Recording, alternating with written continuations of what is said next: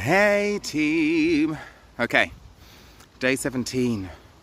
It definitely feels like a home straight, or at least a downhill period, which is nice. I don't know if I'm more motivated because I know it's coming to the end, or if I'm more motivated because it's not getting easier, but I'm able to push myself a little bit harder.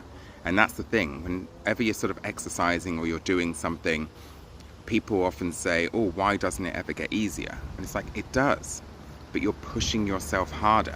And that's the thing that people need to realize, is that you never just stay doing the same thing. For example, with my runs, every time I sort of finish a run, I look at the time and the times change. And like the run I did today was a little bit quicker than the runs I've done before, because I'm getting into my flow, I'm pushing myself that little bit harder. So it's always just taking note of, it does get easier. The body does learn, respond, recover, heal, adapt. But you're going to constantly push yourself. You're not always just going to trudge along at the same pace. And that's the thing. It is easier. It is more bearable. You're just pushing harder. Because again, you've got nothing really to track against. Which is why, like when I do my runs, I normally just run. And then I'm thinking, oh, that was tough. And I look at my time, it's different. So you need to sort of set those guides. Like if you know that you're running on a treadmill, for example, you can see the digits. If you want to keep it the same all the time, then always program the same pace, always program the same incline, and then if you run at that pace, you'll notice that you're always doing a consistent thing. If you find then that you're increasing the speed or decreasing the speed, that's when you can say, actually, I worked harder that day, or I worked easier that day, and then you can see where it's fluctuating, which is another reason why a lot of times in gyms particularly, people will put, they'll carry diaries with them or notepads. If you've ever been in the gym, you'll see this, and they're noting down, something in your eye, their workout. They're noting down what they're doing because they're tracking to see what they've done on each exercise. Some people say this is overkill and a bit too anal, as it were, but it's one of those things where they want to see where they're progressing. They want to say, okay, what did I do on this machine yesterday, or what did I do on this machine last week? And then they jot down what they did in their current position. Because if you find that you're always going back to the same machines and you're always doing the same weight or the same thing, you're not going to get progress. You're just going to find that comfortable, that plateau, that same level. So that's why sometimes it is important to record your activity and make sure that you are keeping an eye on your progress in line with your goals. So don't always push yourself just for the sake of pushing yourself, because it's open-ended. You don't know where you're going. Try and say to yourself, okay, next week I want to make sure that I do, say me personally, this run in 8.5 minutes.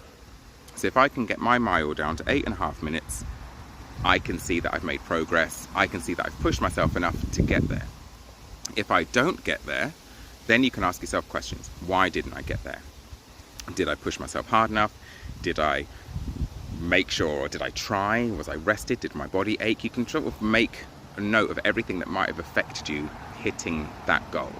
But again, without that sort of guidance, and in terms of SMART goals, by making them specific, like setting yourself a weekly goal and a specific target of, I want to hit this time, or I want to hit this rep, or I want to hit this by a certain time, then yeah, you're not really going to be able to stay motivated and then make those changes sustainable in the long run, because you want to be able to hit that goal and then sort of subsequently set your next goal, because it's all about continual progression.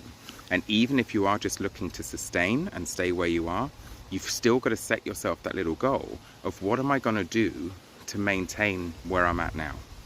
What little changes am I going to have to implement to make sure that where I am now is somewhere that I can stay and still enjoy the little indulgences of life, whether it's food, drink, whether it's just having lots of lazy days, anything like that which can impact your overall health, fitness and well-being, if you find that eventually you fall into, I guess, a sequence of bad habits. And ultimately that's what it is. You have a series of good habits which help get you into a good position. You have a series of bad habits, and it's about balancing those two. Oh, so it did go well today. Yesterday was a tough day because I had to again fit it in the evening, but I have found the evening runs are better for me than the morning runs or the early in the day ones, because I'm better I feel, like I said in my last video, I'm more of an evening worker-outer kind of guy. I like to, whether it's because my body feels more relaxed, I know that when I do this now, I'm going to go home and chill. Whereas if I work out in the morning, I know that I'm working out and then I've got to go and bust my gut for 10 hours. So it's finding that time that works, and this definitely works for me. And I did pick a nice time because the cloud came over just in time to bring in a little bit of a breeze, hide me a bit from the sun, and yeah, then I just got it done. I picked a slightly different route as well. I didn't want to go that route because I didn't want to run the risk of bumping into people.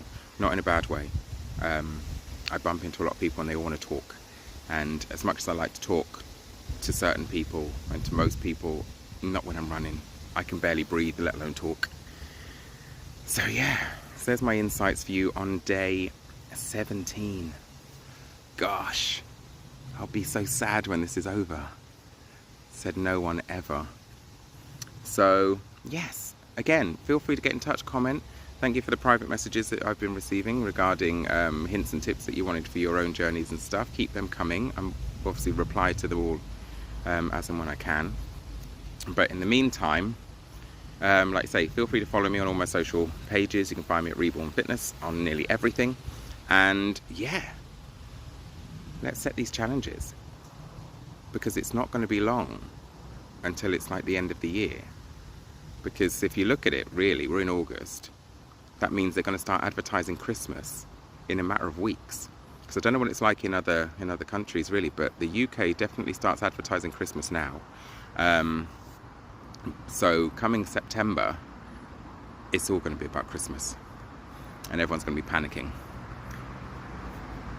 or celebrating, whether or not you want to sort of celebrate Christmas that early.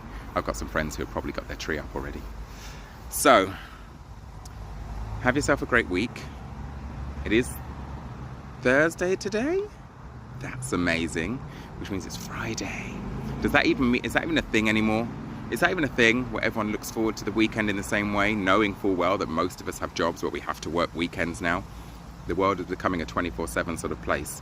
Do we still look forward to weekends, or is everyone like, yay, it's going to be Tuesday? I mean, what's your day of the week? There's a question. Right then, people. Now that I'm going into a waffle, I'm going to leave you. But thanks again for following me. Thank you for listening, and I'll keep you updated on day 18. Peace.